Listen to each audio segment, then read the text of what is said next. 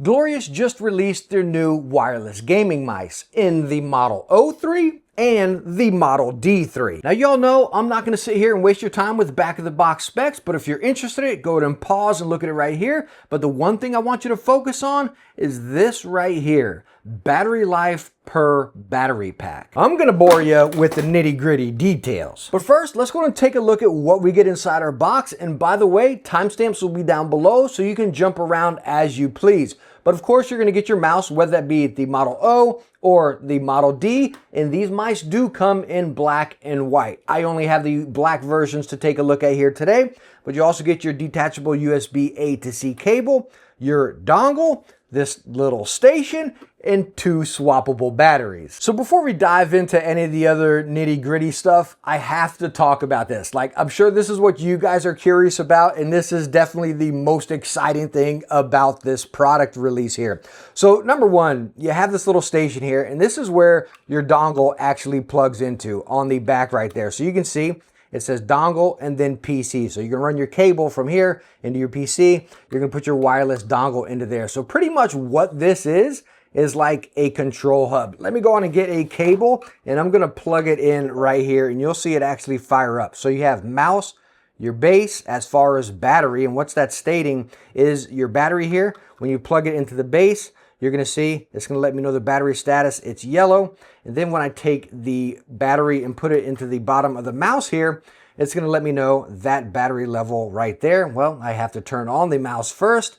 So bam, here we go. The mouse is on, and now it lets me know that right there. It lets me know the polling rate and then the DPI. And you can actually cycle through on this station right here. So you see the DPI cycling through. You can hold it down and it'll switch the polling rate or profiles and stuff like that. So this is really cool. Not even just a control, but more importantly being the battery on it. So let me show you on the mouse right here. This is a cool thing, right? So you see the battery's in. The mouse is on right here. Take a look at this.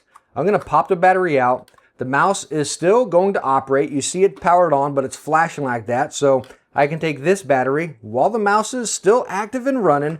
I'm gonna take this one, plug it in, bam, we're back in business. The mouse never shut down. I could still use the mouse. So if I'm in between rounds, bam, bam, quick shift, swap the batteries. My mouse is still paired. I don't gotta like hold the button down like, oh shoot, what's going on? Or, oh, I need a charge, you know? That is so darn cool. Now, taking a closer look at the mouse with the battery in there. So you see it's kind of sticking out a little bit back there. I'll tell you, on both mice, when it's in your hand, you don't feel it at all. And look underneath, you can see. You see the little connectors for the battery? You just press it in and it springs out, and you can see the connectors there. That's what actually touches it. You got a little glass to kind of show you, which is kind of a cool little touch. So this battery swap right here is so awesome. I love the innovation. I mean, we've seen this before with like Arctic's Nova Pro headsets where you can swap the battery out, but you do get interruptions there. It'll shut down, you put it in, and then you're back up. But this actually being able to consistently use it while you're swapping a battery out and never have any disconnections or anything is super cool. Now, are you going to be like, oh, let me swap it real quick so I can get that guy hiding in the corner? I don't think that's really going to happen, but for me, I think it's cool. It's like, okay, I'm in the middle of a mission or in the middle of a round, boop, boop, I swap them out and I'm good to go. And then also being able to see everything and control everything on this rather than having to mess with anything here is super cool. I think they could have left the DPI button off the mouse personally and just utilized the station. That's just my personal opinion, but this is one of the coolest things I've seen in gaming mice in a long time. Okay, so now let's go on and get into some more of the nitty gritty type of details, whether that be build quality, the heat signature test, the weight. And I think I'm going to skip the dimensions here. As we all know, the Model D and the Model O, and even though they look a little bit different, they are the exact same. And again, as I mentioned, as far as the battery coming out towards the back, you don't feel it at all. So I'm going to skip the measurements so I don't bore you with that. But I think something you guys are probably most curious about is going to be the weight, with or without the battery. So the Model O with battery, 67.6 grams. Let's go and pop that battery out. You're going to get 60.6 grams. Now, again, it is going to run without the battery for a little while, but that's not going to be consistent right there. You can use it wired, but of course we're buying a wireless product, so that's the selling point. As far as the Model D, we're going to put on a scale, we're getting 71.3, and then without the battery on the Model D, we are getting 64.3. So not incredibly lightweight, and I will tell you, they're not perfectly balanced. Like, you do feel a little bit extra weight in the back. It's not drastic. It's not like, whoo, it's just swooping down right there. Like, I can hold it like this, and it's really not that bad. You might be able to see a slight flare down towards the back end there, but it's not drastic. Whenever you're using it, I mean, I'd be lying if I said you didn't feel that battery in the back. You do feel it a little bit, but it's not a drastic amount. It's not as much as you would honestly think having a replaceable battery in the back of your mouse. So you do notice it, but it's not game-changing by any means. Now, even though I said I don't want to do the measurements, as we're all very familiar with the Model D and the Model O, I still want to do the heat signature test. As you see, these mice are designed a little bit different. Again, you got those creases up there. So sorry I got the lights out, but I want you to be able to see the heat signature. And what happens here, as you all know, is I put my hand on it, how I grip the mouse. This can be different person to person. Transfer some heat over, and then you can see again how it actually sits in the hand. For me, being medium to large hands, when I let go of the mouse, you'll see the heat signature on it. Going right to the side, up around the back, right over here towards the front, and you're seeing that little gap from back here where my knuckles are, and then to my fingers. And you'll notice the same thing on the other side here. You see that little gap right there? That's again because of that gap design in there. And on the Model D, as you see in the heat signature test, you clear as day feel it. Like, there's no denying it. You feel that gap if you're a palm gripper and you rest your hand on it, and it's pretty darn annoying. So I did not like that on the Model D. Now, as far as the Model O, I kind of claw this one a little bit more. If you can see it right here, even with the lights out, I definitely claw it up, and you can see my knuckles are up over that gap. So let me get some heat transferred over to this, get it underneath the camera, and then you can see right here. Let me go on and let it go. Bam. Oh, we got a little bit of freeze in the camera. But anyways, you can see this is how I grip it. My palm is in the back, my thumb is over there, and then I got my 1 and 2. So again, this will depend how you grip it. Me, I'm gripping like that. It's in the back of my palm, or I can even dance this around a little bit. The Model O is a little bit bigger, so you'll kind of notice it hit you in the back of the palm a little bit right there. Maybe when you come out with the O minus, you wouldn't feel that back there, but I like the O, I really do. Even if I rest my palm on the back, I'm not feeling that gap right there, which is pretty darn annoying on the Model D. And that's why I really wanted to show you the heat signature, because again, these mice are clear as day, designed different than the previous ones with that little cut through there, and that is for the RGB. So I'll turn the Model D on right here, and you'll see the RGB come through that right there. That's pretty much an aesthetic thing, which I honestly don't like, because as I showed you in heat signature, you feel it in your hand. And me, as an Ergo fan, I just couldn't use this one because that was so annoying in the middle there. The Model O was definitely my go-to, but as far as core dimensions and shape, they are the same as we all know. So now I want to test the build quality of these mice, especially since you can swap the batteries out, and there is a different design where you see you got some shell split and stuff like that. And I take the force gauge meter, press it in pounds right there. So I'm not just saying, oh, I'm gripping it tight, this, that, or the other. We got a base test here just to see across it. So anyways, let's start on the button side over here. I am getting a little bit of flex when I come down to right around 10 pounds, but I am not getting any button actuation. But I'll tell you what, it's a balanced, what do you call, material on the side. Like, if I press with just my hand, regular use, like right there, can you see the flex? I doubt you guys can see that in the camera, but there's a little flex right there, but no buttons moving. But again, whenever I was gaming using either of these mice, I didn't notice that in the hand. So I was actually pretty shocked to see that. This is the first time I do the force gauge test here. I was actually shocked to see that flex at 10 pounds right there. Coming on the back side, I am not getting anything all the way up to 12. On the flip side over here, again, nothing. And I think it's pretty cool. You can see the design here. So this back bit is just like a little cut through, but take a look on this side. You can see they got that down there, and trying to keep a little bit of that structural integrity up towards the top, flowing all the way to the back bit. Again, I just can't emphasize enough. I'm real shocked to see that bit of flex right there, again at 10 pounds, because in my use, I didn't notice it. And I've usually really noticed flex on mice, but Again, that's 10 pounds. None of us are really going to be gripping our mouse to 10 pounds. I was just shocked to see it there. Now, coming to the bottom side of the mouse, I was really curious about this, as none of us are going to be pressing on the bottom of our mouse.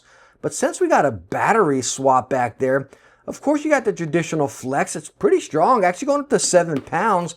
Now, if I take the battery out, let's look at it this way here. How is that going to be? Yeah, so that's more like what we see in traditional gaming mice. It's right around that 4 to 5 pound mark, and you start getting that flex going there. But again, none of us are going to be pressing on the backside. You're going to be swapping your battery in and out. And as far as build quality, how will that fare over time? Pressing and pressing and pressing. Will it still keep that good solid hold and connection? Only time will tell with that.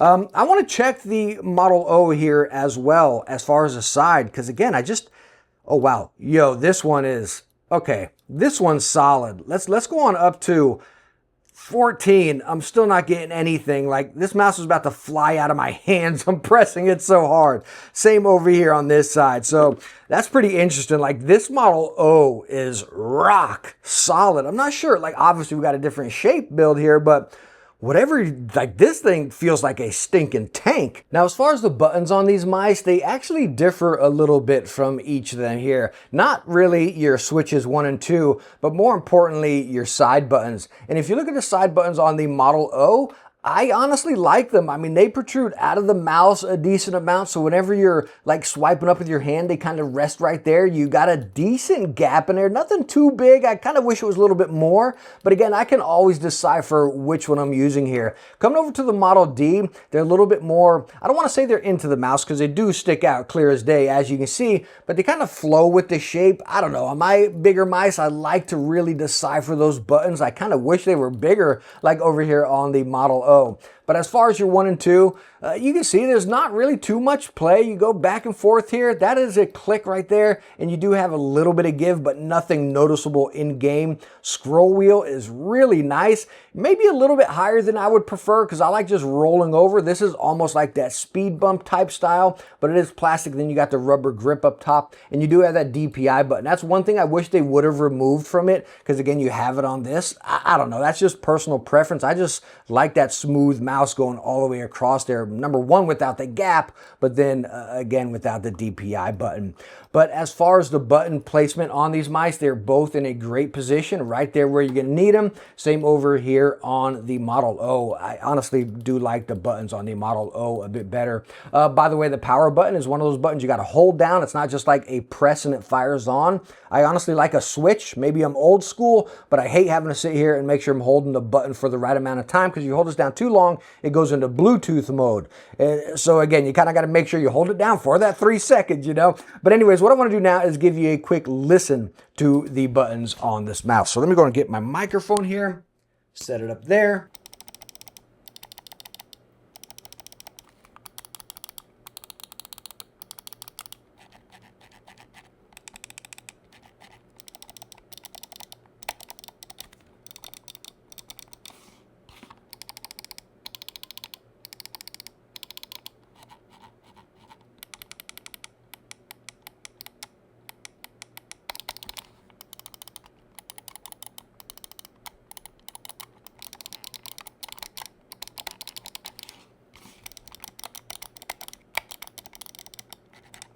Now, before I forget, like I always do, let me go on and mention the coating of this mouse. And as you're seeing it right here, it's just pretty much that standard traditional type of plastic mouse. You almost got like a little bit of grain over it. You can probably hear it right there. It feels like, again, like a PBT keycap. And again, you can probably see that grain right in the camera there. It's not like that soft touch coating that we all come to really like on the Razer mice. But again, this does wear over time, as you can see right there on my Death Adder. So again, maybe a pro or con, up to you. The mouse does not come with grips, which is a little bit of a stinker. Kind of would have been nice to have maybe a fill-in right there, but I guess that would mess with the buttons. But anyways, I got to get off my rant on that little space up there, right? Again, it just kind of irked me. But again, as far as the coating of this, it is just that standard type of plastic feeling like a PBT keycap. Now I want to show you the new Glorious software. I know you all have seen Glorious software before. It hasn't been the best, but this has been updated, streamlined, and a whole lot more easy. Now, while we're taking a look at this, I'm showing you the Model O3 wireless. wireless, this software is going to be the exact same. You have all the same settings for the D3 wireless as well. And first thing I want to show you are these little tabs up top. This is the battery that's currently inside of the mouse, the battery level that's in there. This is the battery that's inside the little dock. How much juice is that as it's charged up and whatnot. This Guardian battery is the battery that's inside the mouse whenever there's no battery inside it and the mouse still stays on. And then of course over here is your firmware update, which you just got to have the mouse and then the dock plugged in, and then it will do the update by itself.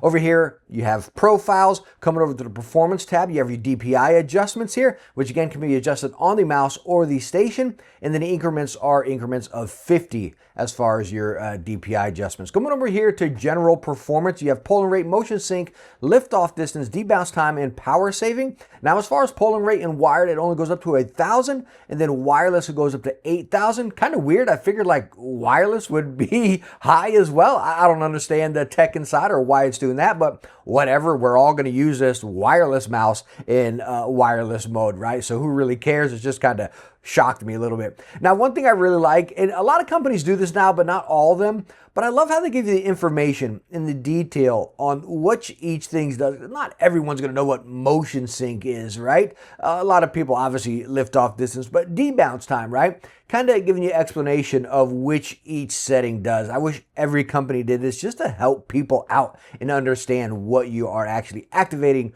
or adjusting right there. Now coming over to lighting here, you see you got different effects over here. You can set it, bam, choose what you want, and then click save to the mouse and it will save to it right there. Obviously, I just run a solid red and I usually leave my brightness at 100, but you got your brightness adjustment down there as well. Now keybinds as far as basic settings on the mouse, as far as buttons, and then you have your dock. This one I really like, and again, as I showed you, you can hold it down and change like your polling rate and stuff, but you got different settings if you want to, again, put some media controls on it right there. Maybe if you're using like a 60% keyboard, this would be cool, you know? So I'm using the new Corsair one, which the video is either out or coming out on that, which I absolutely love that keyboard.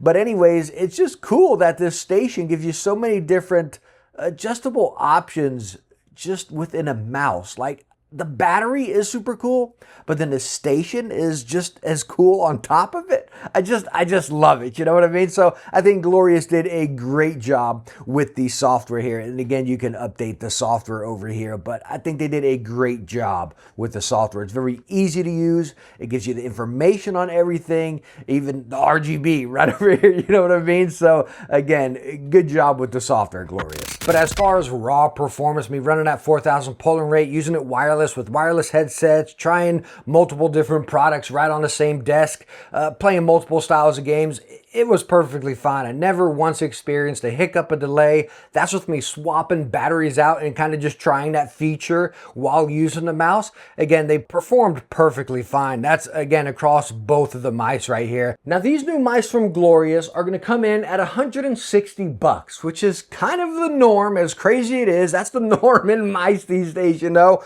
But talking about what it's coming with here, I think is super cool. It kind of reminds me of the back in the days of the razors with the little magnetic dock. That was really cool, right? But this, just seeing fresh innovation like this is so darn cool. Like, we gotta agree, like, this is super cool to see in a space rather than yet another clone. You know what I mean? So are they worth $170? Only you can justify that. Are you gonna utilize the battery swapping in the station right there? I personally see this being beneficial if you're in like a work environment, or maybe if you're traveling and you're using the Bluetooth and you just want to swap that battery out and you're always juiced up for that work, you know. As far as gaming, I don't know. The battery swap is not beneficial for me, as my battery lasts plenty fine and I plug my stuff in at night and I'm always good to go. That's not me discrediting or trying to talk down on the tech here. I think that is super darn cool. But again, me utilizing it, I don't really see that. And again, just to say it again, I hate that gap up here. It just annoys me and makes me not want to use the Model D anymore, with me being even a big Ergo fan. So